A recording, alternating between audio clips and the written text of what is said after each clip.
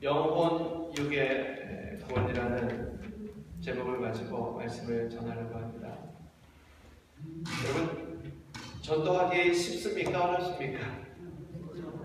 어렵죠. 누구에게 전도하기가 제일 어려운가? 신앙생활 오래 하면 오래 할수록 전도하기가 힘듭니다.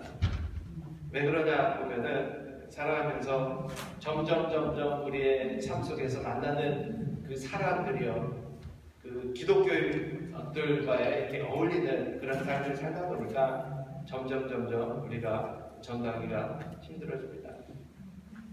어떤 그 옛날에 여러분들 그 기차 타신 거 생각나시는지 모르겠습니다. 옛날에 그 기차를 타면은 그 기차표를 이렇게 검사하는 차장이 있었어요. 그래서 돌아다니면서 표를 보고 이렇게 딱 구멍도 뚫고 도장도 찍어주고 하는 이제 그런 기차 검사하는 사람들이 있었는데, 어느 그 기차 그 딱 타고 가는데 차장이 표를 보자 그랬더니, 표를 보더니 당신 이거 잘못 탔다고 내리라고. 그래서 정중히 빨리 기차 바꿔 타라고 이렇게 얘기를 했습니다. 그리고 또 그 뒤에 가서 봤더니 이 사람도 잘못한 거예요. 당신 기차 잘못 탔다고 빨리 내리라고. 그리고 계속 가다 보니까는 그 뒷사람도 잘못하고 또 그 사람 뒷사람도 잘못한 거예요. 이 차장이 소리를 쳤습니다. 여기 지금 여러분들 다 이거 기차를 잘못했다고 빨리 내리라고. 알고 봤더니 누가 잘못한 겁니까? 네, 기차 검사하는 사람이 잘못한 거예요. 자기가 잘못하고는 그 안에 한 사람들이 잘못한다고 빨리 내리라고 이렇게 이야기를 했다고 합니다. 사람들은 살아가면서 그런 것 같아요. 어떤 그 기준을 세우고 우리 살아갈 때 있어서 내가 잘못했음에도 불구하고 대부분의 그 원인을 상대방에게서 찾으려고 할 때가 참 많죠. 그래서 당신 이거 잘못했고 당신 이거 잘못했고 나의 기준으로 생각할 때가 상당히 많습니다. 그러다 보니까는 사람들 전도할 때 많이 듣는 이야기 중에 하나가 어떤 이야기인가? 믿는 자나 믿지 않는 자나 전도하면서 많은 사람들이요, 하나님에 대해서 부정하고 하나님 때문에 교회 안 나가겠다 이런 사람들을 만나보기는 그렇게 쉽지 않습니다. 대부분의 사람들이요, 교회 나가고 나가지 않는 이유가 사람 때문에, 아무개 누구누구 때문에 교회 나가기 쉽지 않다는 이야기를 많이 합니다. 교회 다니는 사람은 왜 저러냐? 왜 저 사람 교회를 다니면서도 함부로 말을 하느냐? 행동이 그러느냐? 무수한 변명과 이야기들을 하면서 교회에 나가기를 꺼려하는 사람들을 우리가 많이 만나게 됩니다. 그러다 보니까는 그 사람 때문에 하나님의 영광도 가려지게 되고요, 많은 사람들이 교회를 왔다가 또 떠나가는 그런 이유들이 되기도 합니다. 우리가 하나님을 만나면 많은 사람들이, 교회 다니는 사람들은요, 다 천사 같은 사람이에요. 그래서 똑같은 잘못을 해도 교회 다니는 사람들이 잘못을 하면은 왜 교회 다니는 사람이 저러냐 그러면은 그 기준을, 잣대를 굉장히 심하게 됩니다. 그러니까 교회 다니면 다 천사 같고 하나님 같아야 되는데 그렇지 않다는 거죠. 근데 실제로 우리가 신앙생활하면서 하나님 믿으면 우리의 삶이 정말 천사처럼, 예수님처럼 확 변합니다. 그렇지 않습니다. 그 사람들이 무엇이 신앙인지 무엇이 믿음인지 제대로 알지 못하니까는 이러한 잘못된 기준을 사람들에게 가져다 대는 겁니다. 그러다 보니까 우리의 삶 속에서 우리의 어떤 그 태도에 자꾸 이런 것들을 기준을 두다 보니까는 사람들이요, 내가 조금만 잘못하고 조금만 어렵고 그러면은 자신이 받은 구원의 문제까지도 의심합니다. 정말 내가 구원받은 건가? 정말 하나님 계시긴 한가? 이러한 의심을 하면서 무엇이 구원인지 의심하고 또 흔들리는 많은 사람들을 만나게 됩니다.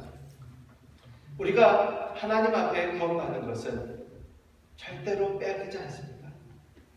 한번 우리가 구원받으면 그 받은 구원은 절대로 빼앗기지 않아요. 그럼 구원받은 이후에 죄를 지면 어떻게 되는가? 물론 그 죄에 대해서 하나님은 징벌을 하십니다. 징계도 하세요.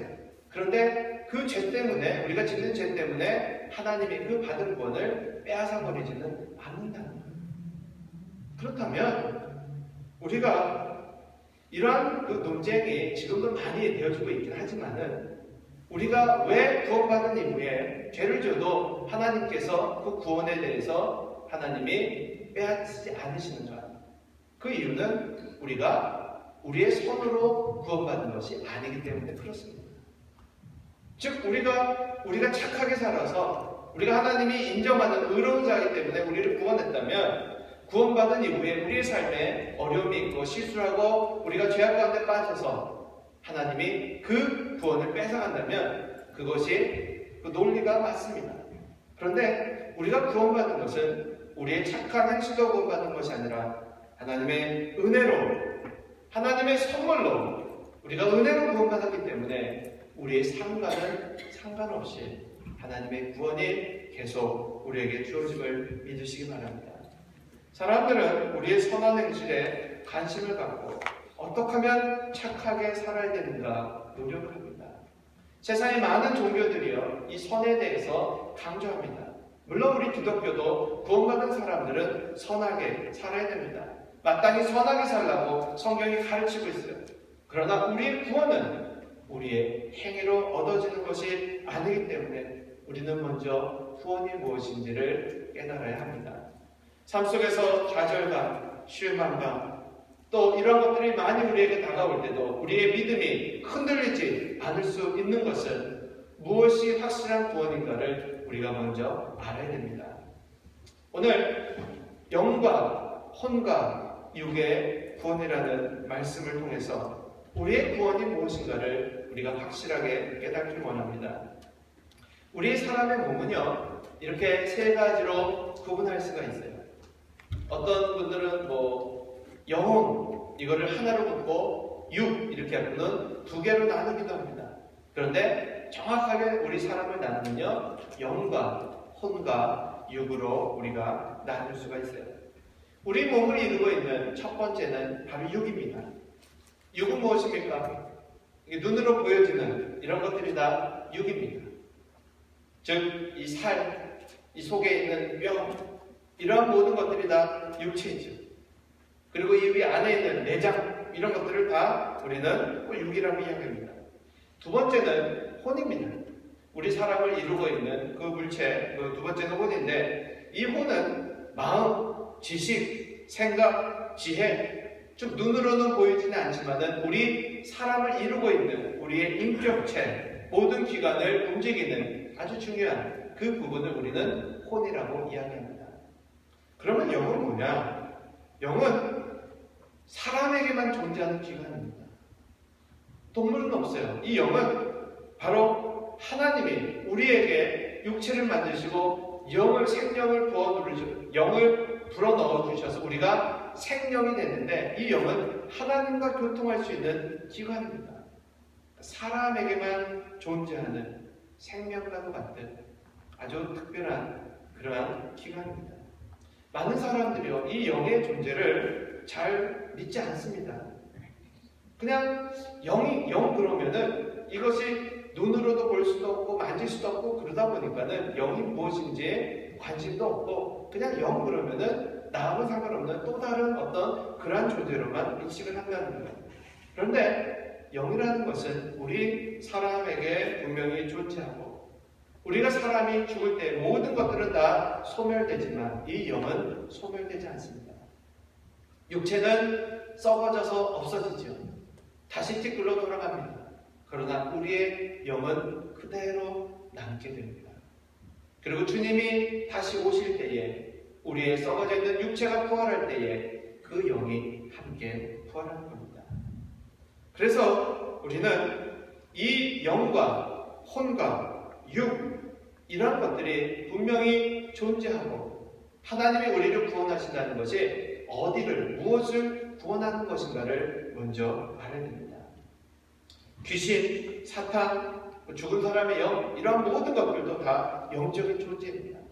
그래서 영이라는 것을 우리가 조금 관심을 갖고 오늘 말씀을 집중해 주시기 바랍니다. 육체가 가지고 있는 것들이 있어요. 지금 이 단에도 아름답게 꽃으로 단장을 했는데, 여러분 이 꽃, 나무, 풀 이런 것들은 육만 가지고 있어요. 이 안에는 혼이라는 것이 없습니다.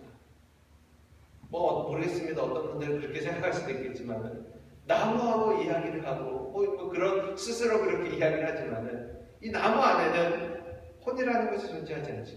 지식, 지혜, 생각 이런 것들이 존재하지 않아요. 그래서 나무, 풀 이런 것들은 육체만 가지고 있습니다. 그런데 우리 주변에서 흔히 볼 수 있는 동물들이 있습니다.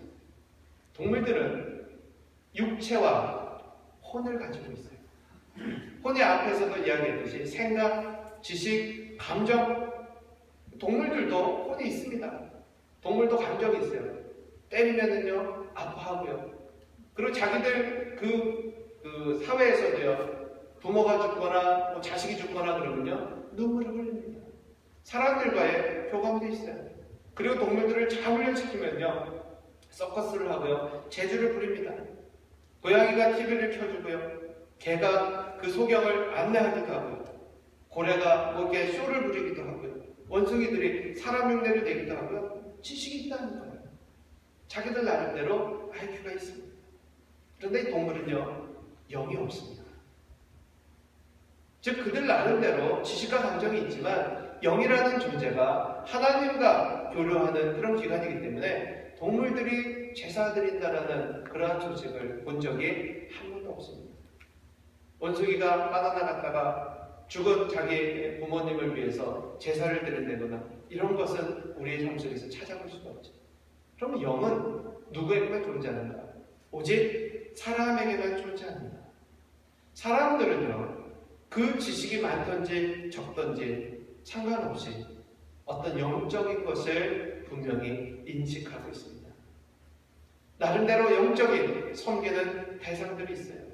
사람을 잡아먹는 그런 식인종이라 할지라도요, 그들 안에는 무당이 있습니다. 그런 무당을 통해서 또 다른 세계를 그들은 섬깁니다.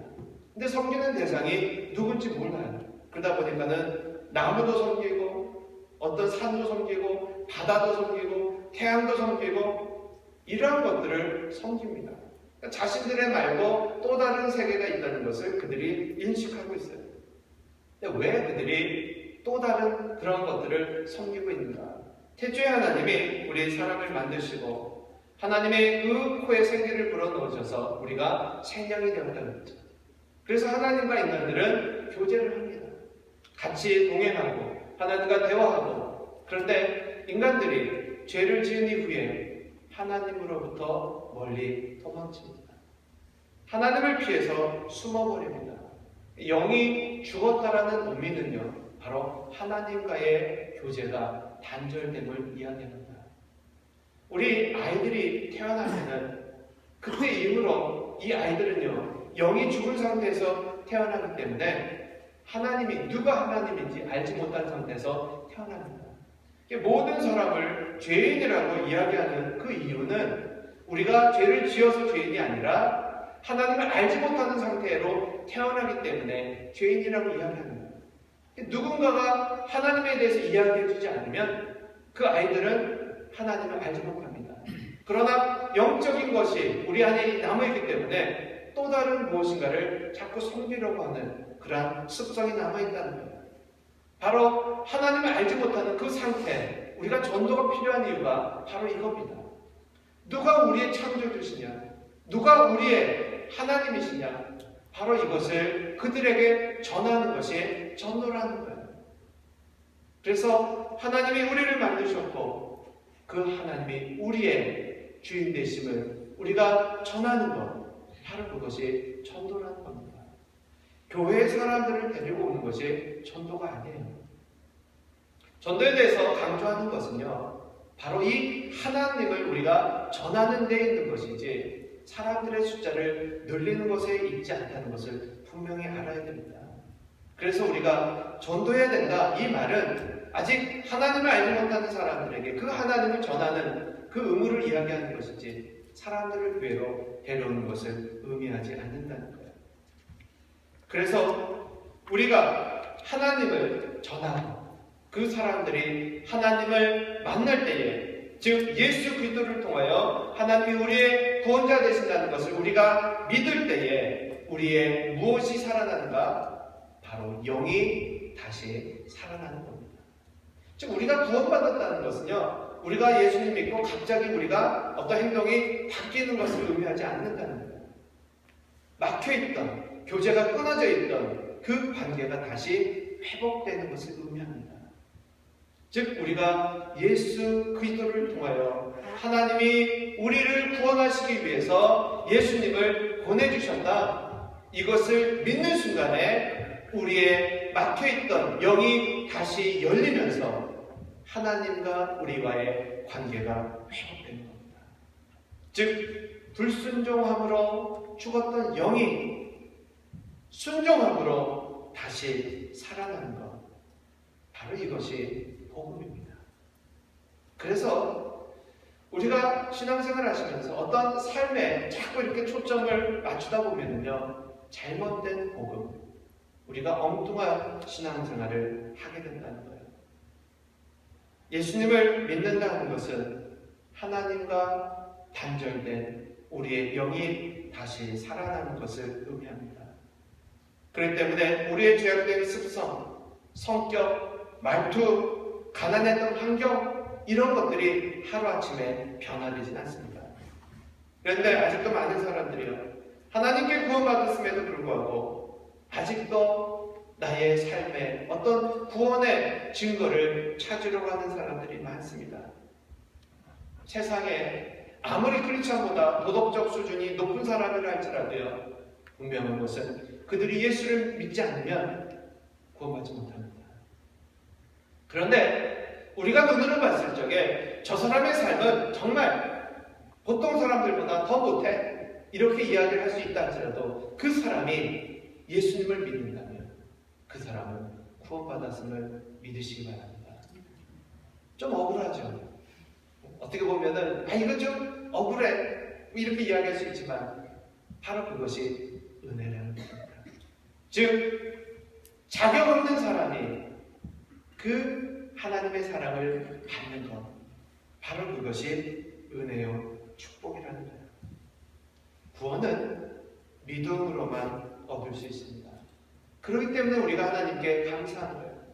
하나님의 기준으로, 선으로 우리가 구원받는다면 저를 포함해서 이 땅에 한 사람도 구원받을 수 있는 사람이 없어요. 우리는 모두 다 은혜로 구원받은 자들입니다.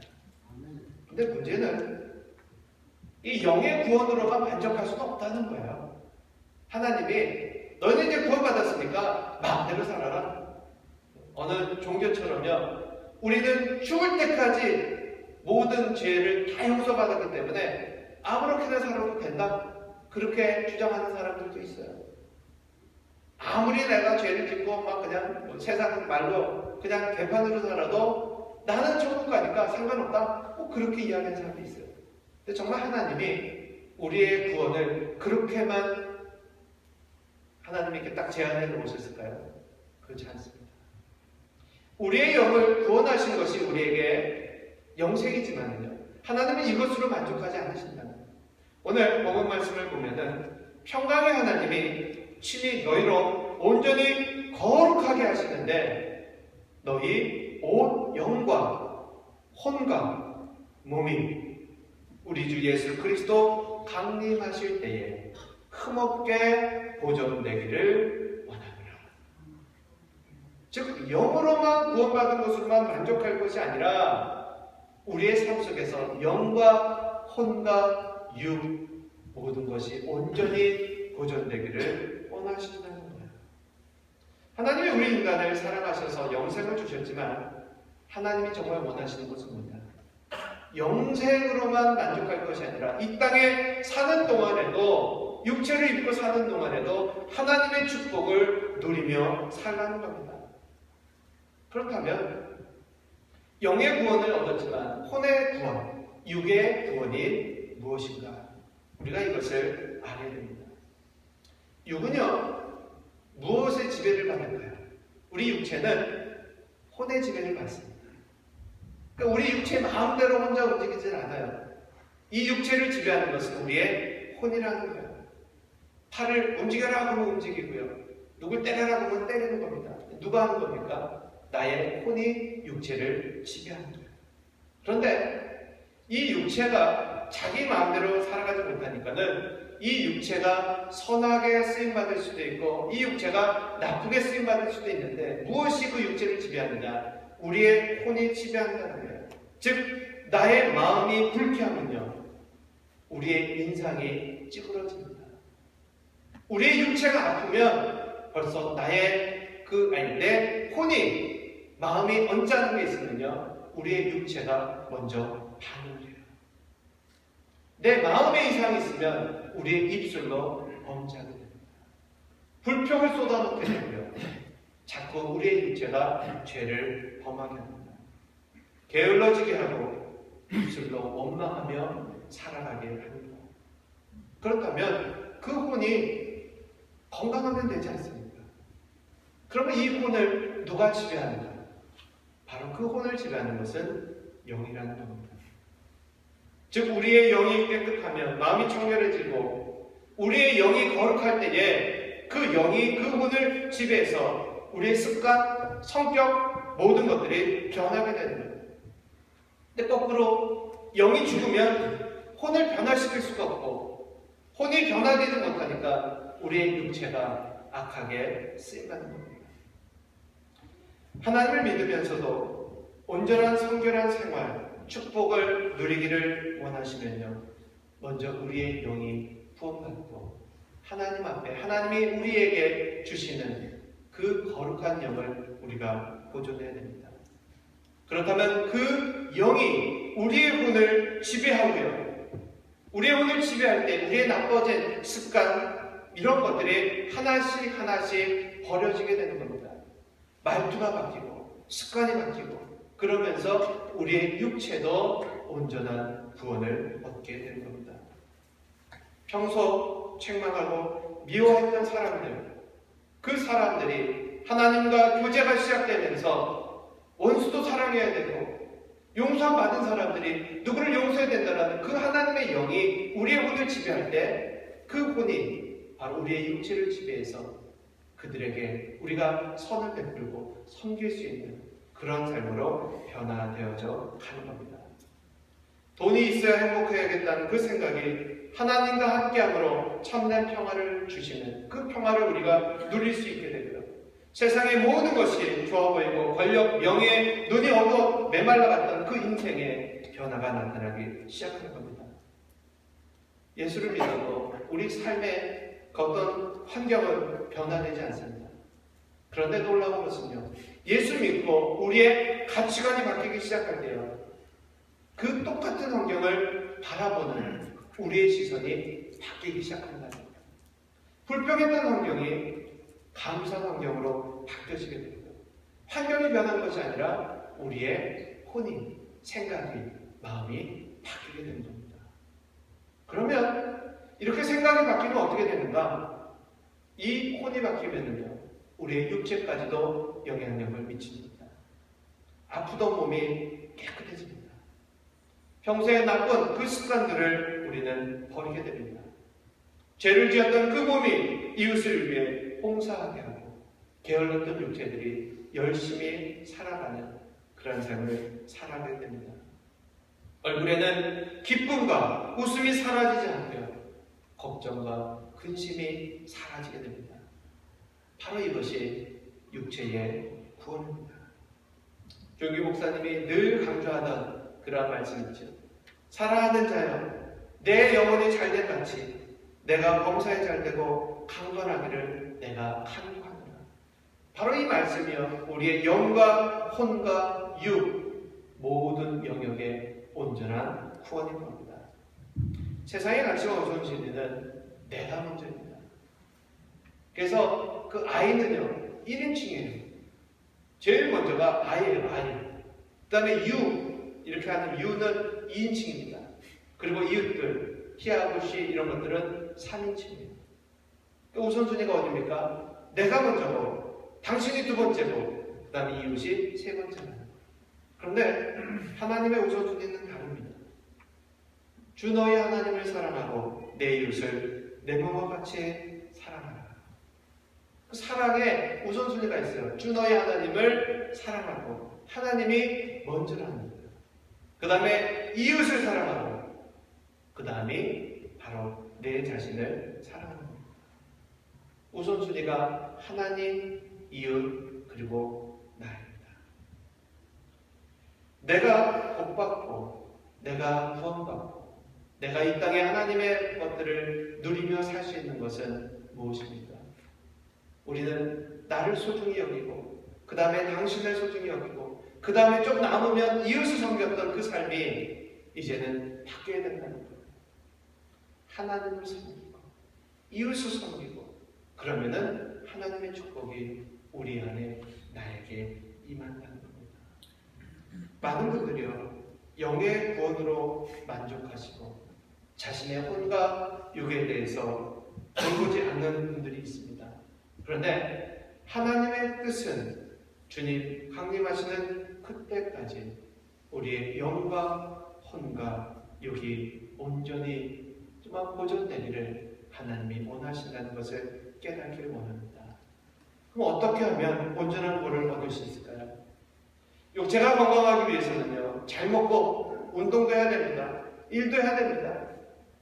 그리고 혼이 살기 위해서는 어떻게 됩니까? 열심히 교육도 받으시고 공부도 하시고 수양도 쌓아야 됩니다. 영이 살기 위해서 어떻게 됩니까?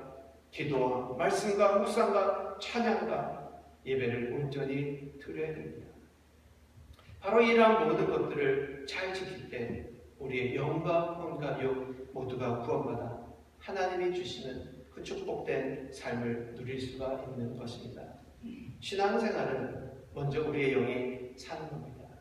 하나님과의 단절된 그 기간이 열려서 하나님이 나에게 무엇을 원하시는지, 하나님이 나에게 무엇을 말씀하시는지 우리의 영이 살아나는 거예요. 그 다음에 하나님이 원하시는 대로 나의 생각과 나의 모든 것들을 하나님이 원하시는 대로 초점을 맞추는 겁니다. 그것이 혼이 사는 겁니다. 그리고 그렇게 변화되었을 적에 그 혼이 우리의 육체를 지배해서 그동안 해왔던 나쁜 습관들을 버리고 건강한 우리의 육체를 가지고 이웃을 섬기면서 주님 오시는 그때까지 우리의 육체를 보존하며 살아가는 겁니다. 그게 바로 영과 혼과 육의 온전한 구원인 겁니다. 그렇기 때문에 우리는 먼저 그의 나라와 그의 의를 구하며 하나님의 그 말씀 안에 순종하며 살아가는 것이며, 말씀을 공부하고 우리가 말씀을 읽는 그 이유도 바로 여기에 있는 겁니다. 아직 예수님을 믿으면서도 우리의 그 도덕적인 수준에 못 따라오시는 분들, 그런 분들을 구원받았다, 구원받지 않았다 이렇게 이야기하기보다는 저분은 영혼 구원받았는데 아직 혼의 레벨까지 그 구원이 미치지 않았구나, 그렇게 생각하시면 돼요.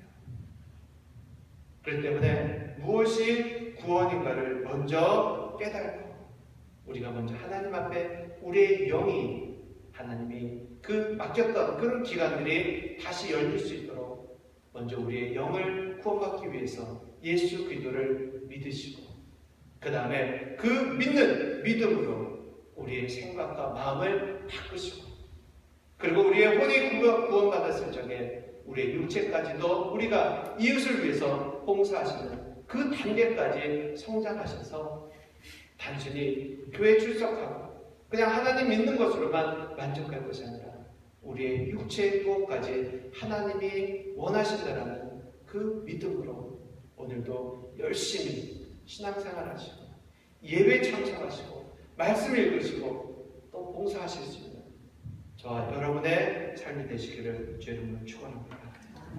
기도하시겠습니다.